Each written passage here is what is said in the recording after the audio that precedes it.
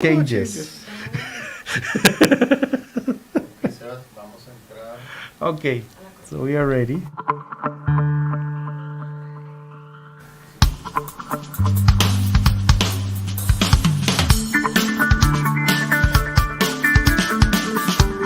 Onda UNED.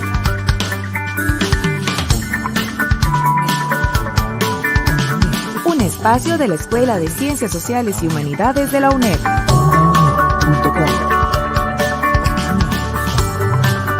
Hasta donde estés. Onda UNED. Acortando distancias.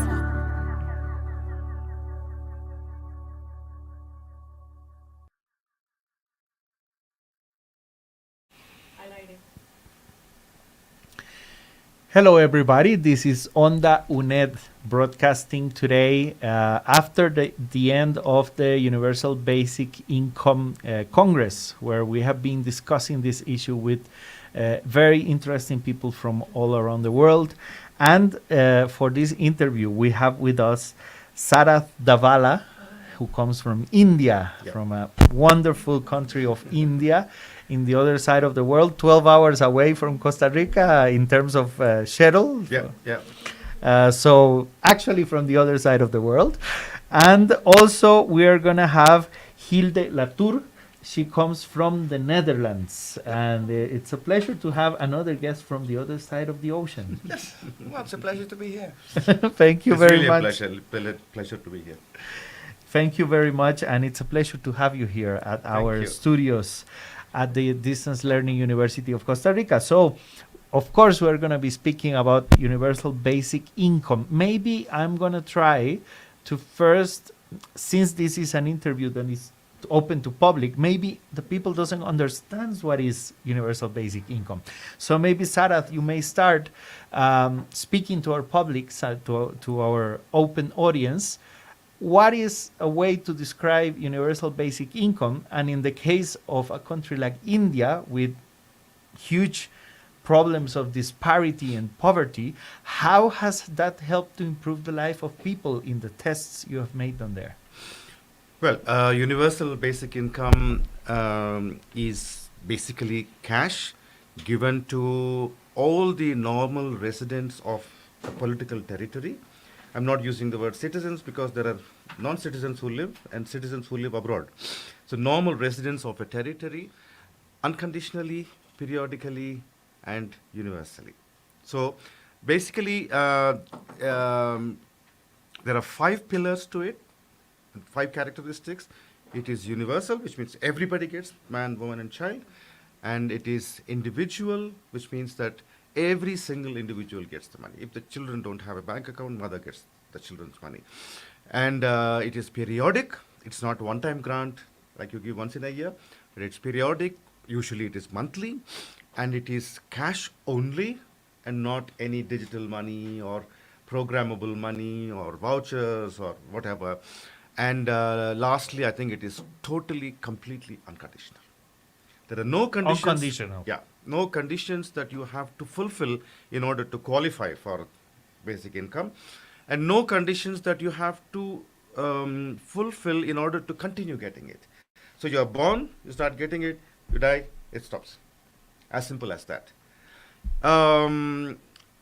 Looking at the overall global employment situation, I have come to believe that it is a necessity in the 21st century, including in India, where we have 1.4 billion people, and every single country. I can't think of a single country, including Holland, including Norway, everywhere, because the old welfare system is crumbling and it's not working anymore. It is not delivering what it was meant to deliver. In 20th century, it would have delivered, but not now. Mm-hmm. So in a country like India, we don't, we are, a major political party has accepted it as their offering to the people in their manifesto, but they couldn't win the election this time. But at the state... It's not the one of Rajendra Modi. No, it's not that it's one. the opposite. It's the Rahul opposite Gandhi. Okay. Rahul Gandhi. But the state level, at the state level, many states are taking initiative to give to, for example, all farmers, a basic income for all farmers, and all women of particular age, 18 to 65. So, but what is becoming really popular is the unconditionality. They are seeing many advantages. So it's also giving political dividends to politicians. So they're also attracted to say that, if you give a basic income, people really are voting them back. If you take South Korea, that man almost was about to win who promised a basic income. In North Korea, South Korea, obviously. So in every country, this is a necessity. I think in the next 10 years, in this conference, we saw the energy from Peru, from Uruguay, from Colombia, from Guatemala. There is a resonance of universal basic income everywhere. Yeah, so imagine this. Every person that is born in this territory of Costa Rica, for example, receives every month a sort of salary and income that is given to them. Doesn't matter if it's the richest person of Costa Rica or the poorest person living in the poorest county of our country. You will receive every month an income. Yeah. In exchange of that, we eliminate all the other aids, like scholarships, the support, the extra support for kids for going to school. No, you will receive just an income every month. In the case of underage, the mother is the one that is, or the tutor of the person is the one that uses that money for them. And we change all the welfare system to this basic income that is given to every person. So, am I getting it right? Yeah, well, for example, I'm coming from a country that they call a welfare state. We have more than 25 targeted subsidies, income-dependent targeted subsidies. So you get subsidy for to pay your rent, pay for your health insurance. Well, 25 to 30. That's a whole industry. That's a huge bureaucracy. And we recently did a survey in the Netherlands, and we asked people, which party are you going to vote for? And would you be in favor of basic income to replace all the targeted subsidies?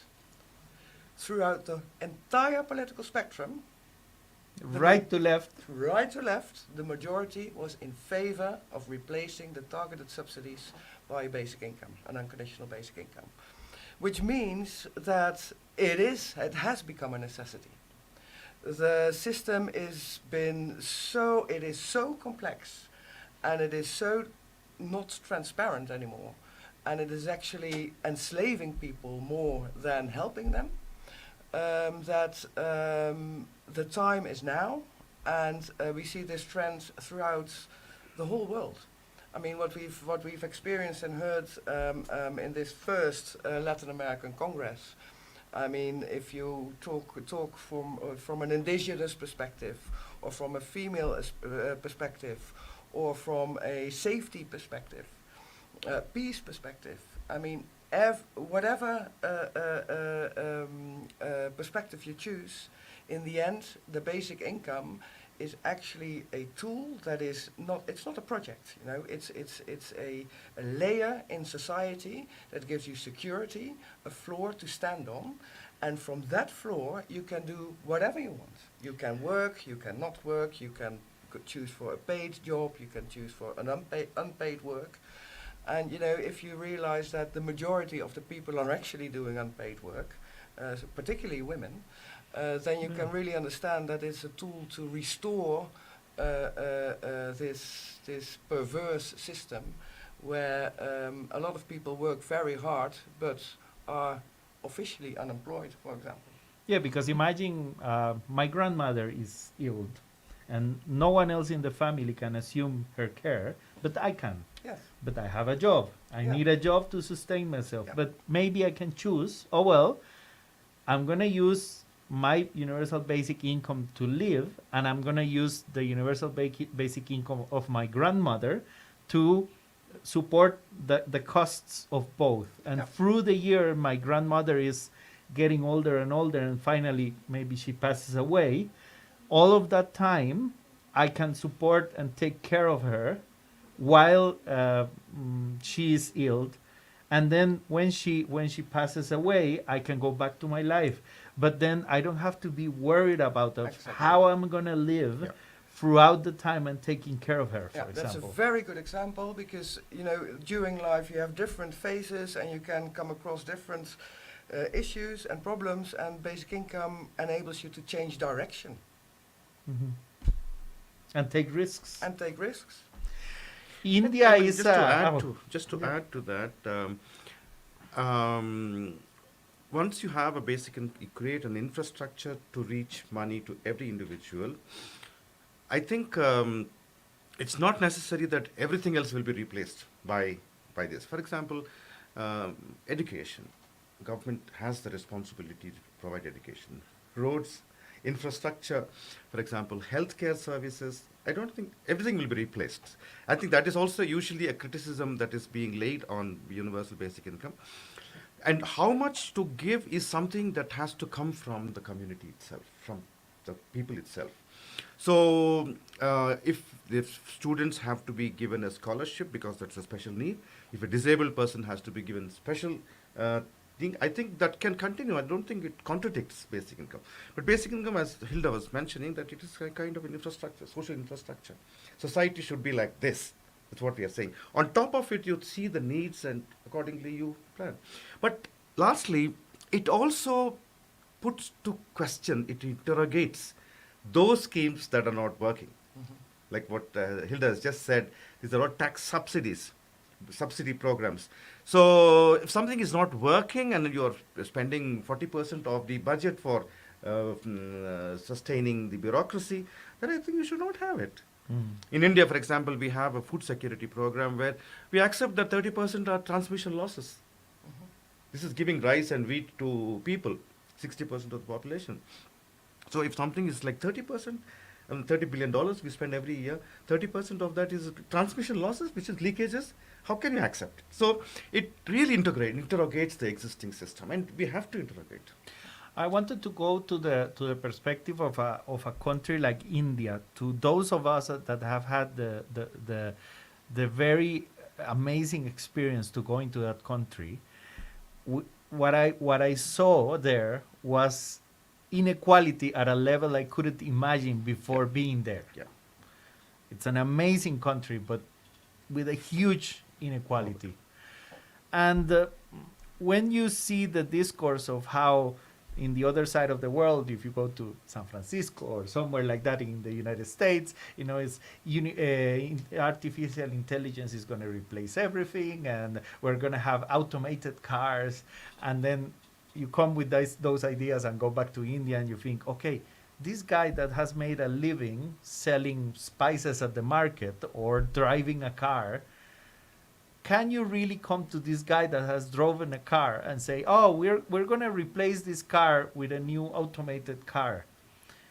Reinvent yourself. You're going to have a new job. People at those stages cannot do that. Yeah. So probably artificial intelligence is going to eliminate the very few sources of income that people in the lower levels of society has finally got. So how can a project like this one can support this unavoidable loss of jobs at a huge scale that we're going to have? I think let's not use the term inequality because it's a relative term. We can see that extreme inequality is true. Less inequalities is what one normally talks about. I would like to use the word deprivation. So you cannot have millions of people deprived. You can't deprive them of very basic things like food, health, and education, and security. Now, so basic income addresses that. For example, in India, we have 500 million workers, registered workers. From 1.4 million to 500 million are workers. They are working workforce. Okay. Now, out of that, only 4 to 5% have stable jobs, which is mostly in governments and in IT sector and schools and hospitals. Stable job, I mean a job that is going to stay with you as long as you are there. 95% people are working in the informal sector, which means they are facing the insecure income. Now, in a situation like that, when you send this basic income to the last mile, you are basically addressing on a huge scale deprivation. Everybody at least can eat, at least can buy medicines, at least can send their children to schools, if they like private schools. So I think that is what we are pushing in our country, that you have this basic infrastructure of giving a basic income to everyone, and on top of it, build the society and let people also make choices of what they want to do, what they don't want to do, things like that. Yeah. Okay, now we go to the other side of the spectrum. You come from the Netherlands, a country that, for our point of view, is doing pretty well. It's an EU country with a stable democracy. How do you see a universal basic income system working and improving the conditions of life of such a country in those conditions? Well, in the Netherlands, more than 50% is already dependent on subsidies by the government. We see a huge increase in flex jobs. So that means that the group of people that have no security for a lifetime job is also growing. They have an income that they can live from 1 month, and the next month it's too little. So well, we have this completely perverse system of bureaucratic so-called aid to the population. And I mean, we are a very we have a country with I come from a country where you have a huge infrastructure, so there's no area that it cannot be reached, and innovation is hitting hard there. But I think the problem is not innovation and robots taking over people's jobs. The problem is that big corporations investing in robotics are basically generating a lot more money because they work more efficient, but the money goes to a handful of people. Yeah, the owners of those of the algorithms. Yes. So why not make the robots generate the money and distribute that to the people? Well, that goes to the next point I was going to put on the table. Where do we get the money from? So you're making a very interesting proposal, for this issue, which is, okay, let's take the money that is the huge money that is being made by AI and distribute it in a more even way. Yes.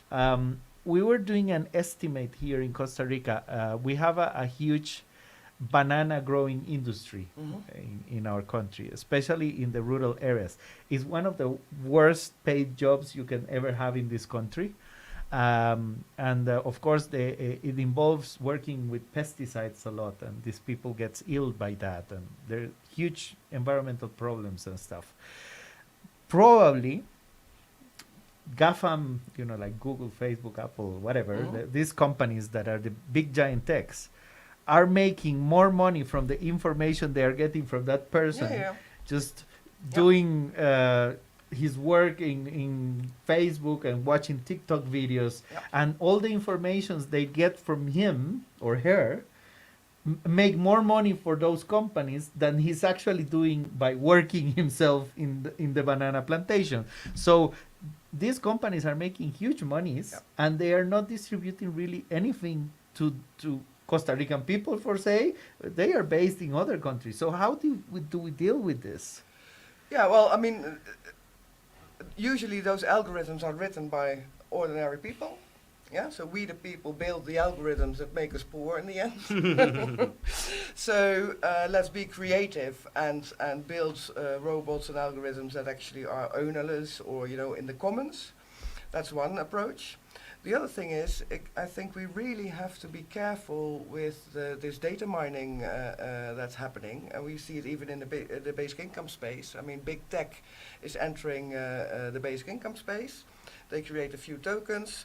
They hand it out to the people, they call it basic income, but in the end they are mining your transactions, your data, your biometrics. You even have, I don't know if you've heard about WorldCoin. It's an orb that's scanning your iris, your eyeball, and every day, and then they hand out a few tokens, and they call that a basic income. So it's very important. Yeah, so tokens are like coins, but that are generated virtually, Yeah. and you can use them, but probably those tokens are not used for anything you want, but No.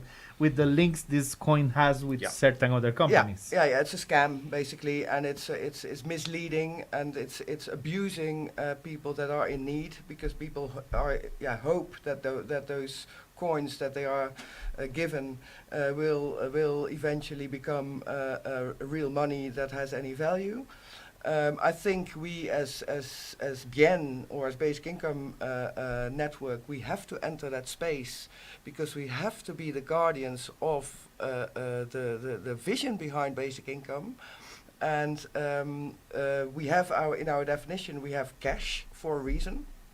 Yeah, because the money that we hand out, or we redistribute, I should say, really, with the money that we redistribute should be unconditional at the spending end as well. Yeah, so, and with cash, that is guaranteed. There's no track and trace. There's no one who can follow your behavior in your spending. Yeah, behavior. that this basic income is not a control, so that the government can know where you spend your money. Exactly, and that is really important, because otherwise, I mean, we see this with the emerge of programmable money, for central bank money, all kinds of programmable money. And that's a very dangerous development, because that means that an outsider, a bank or a government, can actually limit your money into where you can spend it. So you have,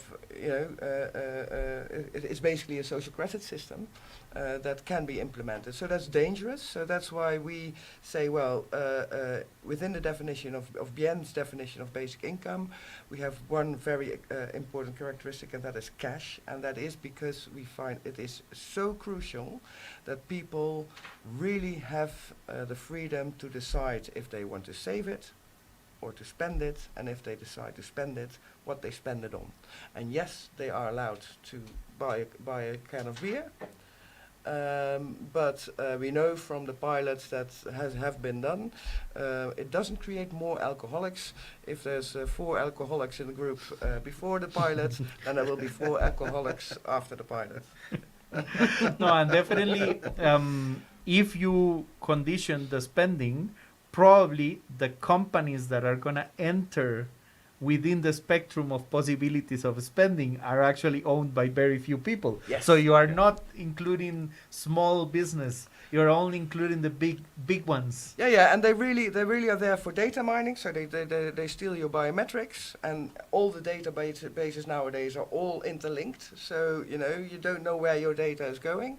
And the other thing that we see is that eventually down the road, they all of a sudden start to sell additional financial products.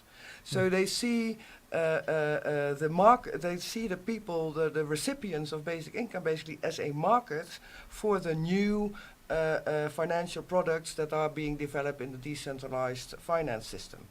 And that is not what we want. Okay.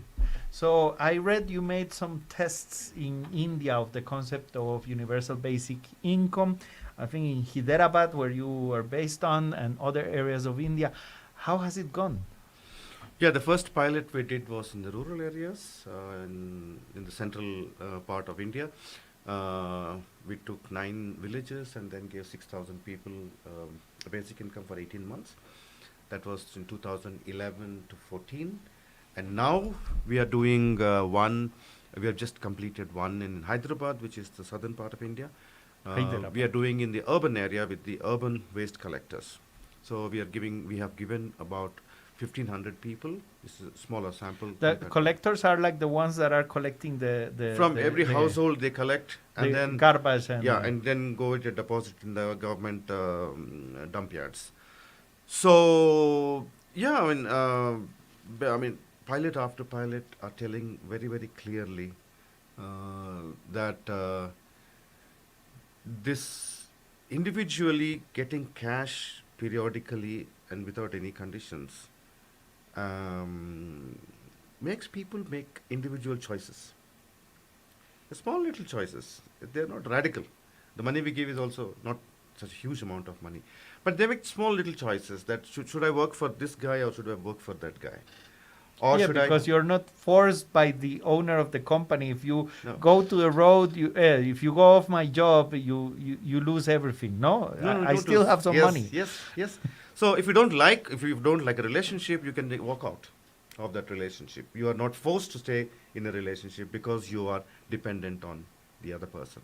So in different parts of their life, particularly when you see the borrowing behavior of people, I think people, 40%, bottom 40% people constantly live a life of borrowing, repaying cycles.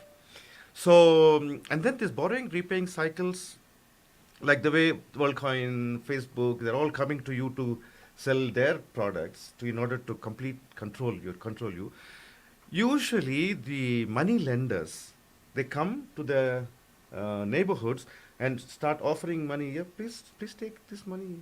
Okay, so every day they have to repay the money. So a person who is selling vegetables borrows money, buys vegetables, and by evening he has to repay, sometimes double, sometimes 50% more. So you can see that. So this kind of thing shifts. The money lenders become redundant. Then they start borrowing from the neighbors or from the relatives because everybody knows that everybody is getting every month. So the credit worthiness in the community goes up. So I easily trust you and said, okay, when next month you get it, you give it back to me. So that's how the multiplier effect happens, that X becomes 28X. See, that's kind of a cascading cumulative effect it has on people. So just imagine in a village, 2,000 people are making small little choices, and you take a drone shot from the top and see those colors changing at a cellular level. I think that is what transformation we are talking about. And I imagine one of the levels where you feel it more, especially in what I've heard of India, is women tend to have many kids, 10 kids or 5 kids in the family. So usually, as for today, women with many kids tend to be very poor because they have to spend very little money in many kids. But then suddenly, after universal basic income is implemented, actually having many kids is a very good option because the more kids you have, the more money you have for the household. So how has that worked? I don't think that is true. No. Because even in India now, even in the rural areas, not more than 2 kids, maximum 3 kids they will have. The number increases, it's more cultural. The number increases only because if you have daughter, first child is a daughter, second child is a daughter, third child is a daughter, now he wants a son. Yeah. So that is one of the major push to have, and then they end up having 4 children. So if they have a son in the beginning, then if a daughter, they just, okay. So I don't think this is happening. This has not happened anywhere. Neither they become drunkards, nor they produce more children. Because you know that today raising children is such an expensive affair everywhere, both in the villages and the cities, because they all want to send their children to good schools. Mm-hmm. So it's very expensive. So then I say that, I can't handle that expense, more than 2 children or 3 children. So I don't think that will happen anywhere. I know in Latin America this discussion is there, that if you give a universal basic income, they'll produce more children. But I don't think so. I think producing children, I think, is a much larger, much deeper question in the culture and society. Yeah, and I can support that, because in my country you basically have a basic income for children. We have child support unconditionally, and it has not led to bigger families. In fact, they don't marry in many of these countries. You're still struggling to not reduce the population. Yes. Yeah. Yes. Okay. So in terms of women, because it has been one of the sectors of society that traditionally has been comparatively very bad because of the whole system of work and roles and stuff. How has universal basic income in the projects you have seen improve the life of women? Well, first of all, the woman becomes an equal partner to the man in economic sense, in the household, on the household level. So you see that men and women start to talk about the family budget more together on an equal level. They communicate even with the children together. Okay, now we have this pile of money. Let's decide where we spend it on. So it empowers the woman. It makes more equal level. And of course, you know, many women have been doing unpaid work and are still doing unpaid work. So caring roles that have not been appreciated at all by societies. So basic income repairs that. It gives them more. Basically A more even relationship. a more even, well, yeah, but also appreciation. So you see an improvement in dignity, self-esteem, and also entrepreneurship. The basic income enables women also to start small businesses where they can actually plan their own agenda, so are more flexible in time. It empowers women on many levels. And what you also see is that they make choices for their children. So they choose better teachers. The diet improves in the household. So basically on all levels, it is so necessary that this unpaid work that has been taken for granted for ages and centuries in all countries, that is repaired by giving an unconditional basic income on an individual basis, and this is why it should be individual. Just to add to that, I at the moment in the patriarchal society, which most of the societies are, maybe some variations here and there, women actually subsidize the economy. And that is invisible. Yeah, because they do a lot of work that which contributes to the economy. I mean, they look after children, they look after the men and send them into the economy. They prepare their children to go into and work in the economy. So without that, you won't have this performance in the labor market. So I think this really stops. It recognizes that, yes, you are subsidizing, and why should you subsidize? So it's a reverse subsidy, giving back what they are subsidizing. So it recognizes. And in addition to the political citizenship, we see this as the economic citizenship that you give to everyone. Yeah, and also maybe what's very relevant for also this region is the domestic violence reduces a lot. Yeah, because Yes. the relation of power changes completely. Yes. Yeah. If your self-esteem goes up, you don't want to take shit from anybody, including your husband. Yeah, so Yeah, but if you get rid of the husband, it's not as terrible as if you didn't have the. Yes. Well, so how close is this to become a reality in any country? Like have you seen a country that is close to take this decision to start like a real test on a full country? South Korea. South Korea. I think okay. South Korea Tell may take me. the lead. South Korea may take the lead because South Korea, I think the movement probably started, I think, maybe 12, 15 years ago by basically academics. And then the collaboration between academics and then the politicians came together. And they started working with political party, particularly the Democratic Party. So, and the Democratic Party candidate actually promised in the last presidential elections a basic income, because before that they have done several experiments, particularly in the Gyeonggi province. Now, I heard just now that the parliamentary elections, they have swept the polls and they have got very good majority now. So the presidential election will be, I think, next 2 years from now. So most likely that he will announce. Yeah. And then the next prospect I see is India. Yes. Wow.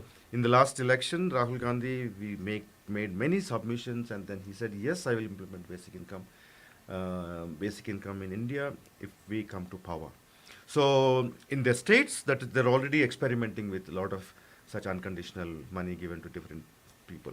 So I can see these two definitely we will see happening.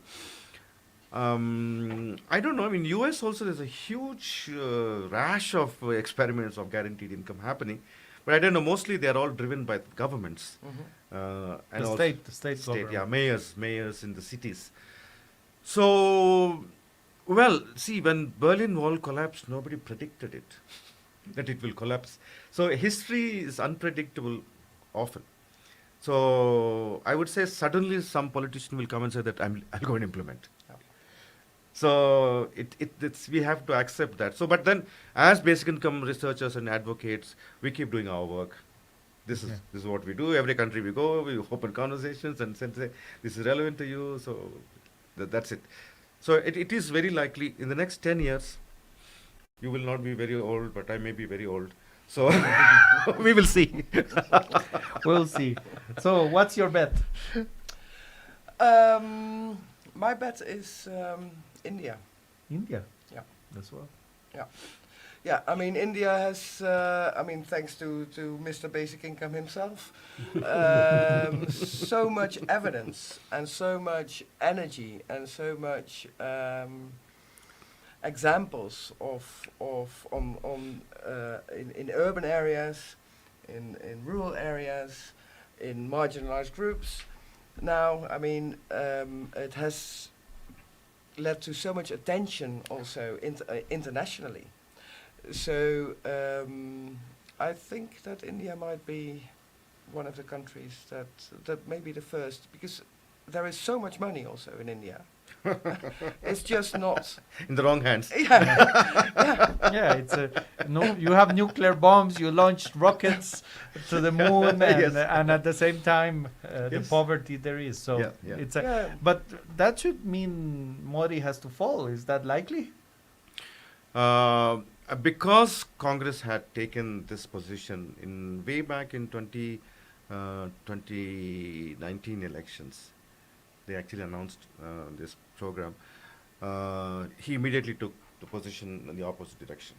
Okay, so saying that if you're doing that, I'm going to oppose it. Okay, so it's not on his agenda. But what I'm saying about the smaller states, the provinces, in those states, even their party is also implementing some of these unconditional programs to farmers and to women. So even he is not able to stop it, though at a national level. I'm not even expecting a national rollout immediately during the State by state. state by state. The pressure will come from the bottom, and then I think, and then the central government with the new party coming into power, they may say that okay, we'll do it all over. So to finish, because we're already rushing, but who has to pay for it? Because the money has to come from somewhere. So your final thoughts, maybe you start. Well, yeah, I would say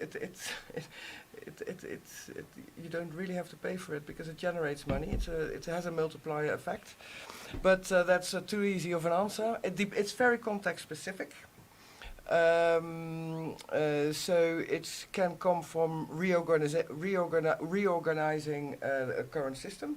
So for example, in my country, the targeted subsidies, that is such an expensive system. If you replace that from a basic income, including all the people that work in that system, those salaries and everything, that's one source. Then the other source, all those poverty relief programs. I mean, it's an industry, so that's why I say it's an odd question. Who is paying for this? It's an industry that is generating poverty and living from it. So they had to pay for it. Yeah, yeah. And but you can do some tax reform, wealth tax, whatever. Those are all political choices. And then you look at the effects of basic income itself. It makes people healthier. The crime rates go down.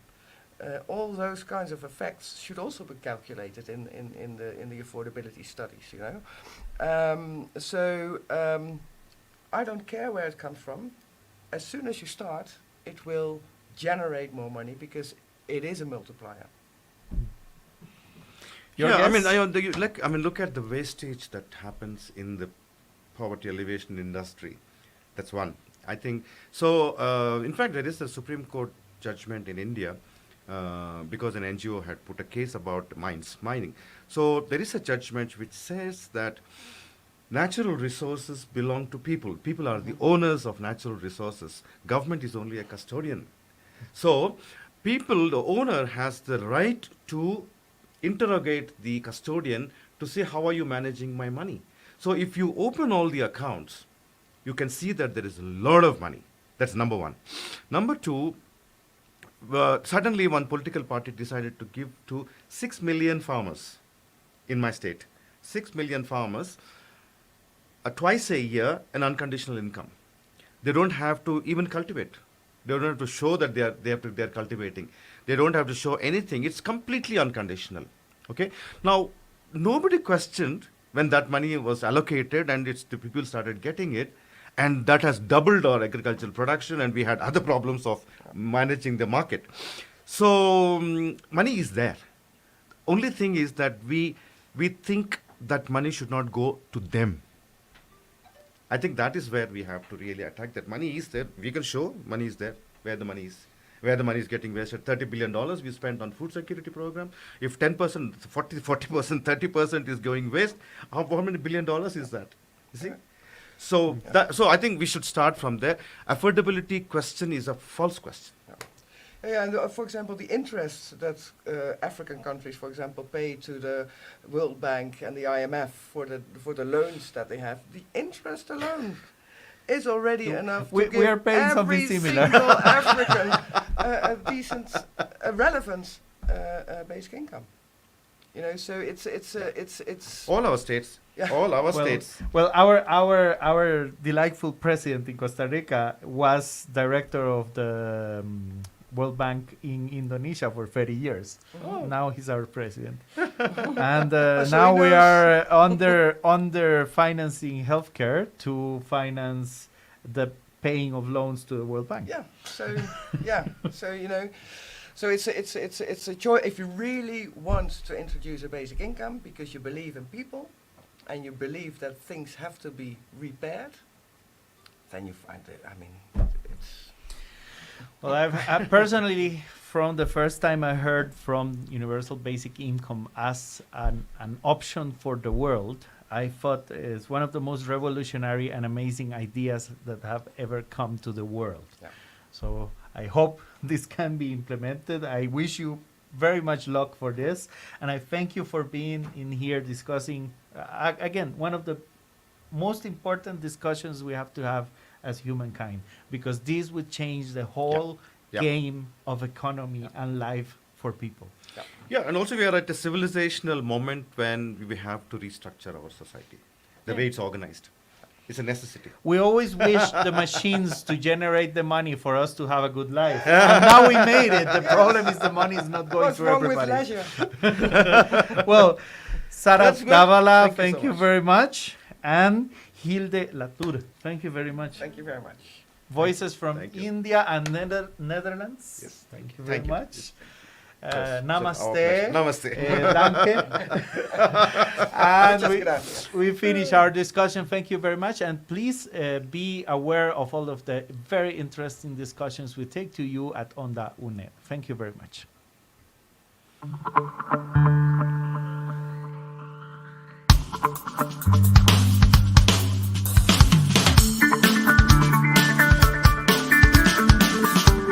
Onda UNE.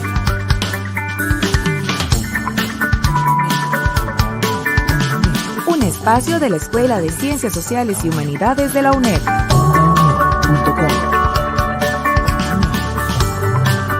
Hasta donde estés. Onda UNED. Acortando distancias.